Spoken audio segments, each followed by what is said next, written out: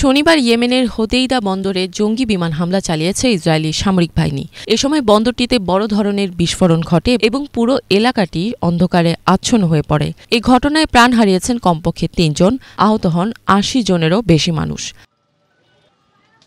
ইয়েমেনে F-15 জঙ্গি বিমান দিয়ে হামলা চালানো হয় বলে নিশ্চিত করেছে ইসরায়েলি সামরিক বাহিনীর মুখপাত্র।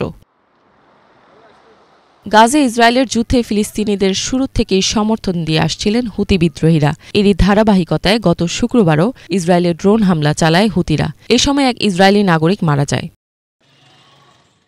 ইসরায়েলি সামরিক বাহিনীর নৃশংস হামলা থেকে গাজা অধিকৃত পশ্চিম তীর ও লেবাননের পর এবার বাঁচতে পারেনি ইয়েমেনও। হুতি বিদ্রোহীদের শীর্ষ কর্মকর্তা মোহাম্মদ আব্দুল সালাম জানান, গাজা যুদ্ধে ফিলিস্তিনিদের সমর্থনে বাধা সৃষ্টি করতেই তাদের জ্বালানি সংরক্ষণাগার ও বিদ্যুৎ কেন্দ্রে হামলা চালানো হয়।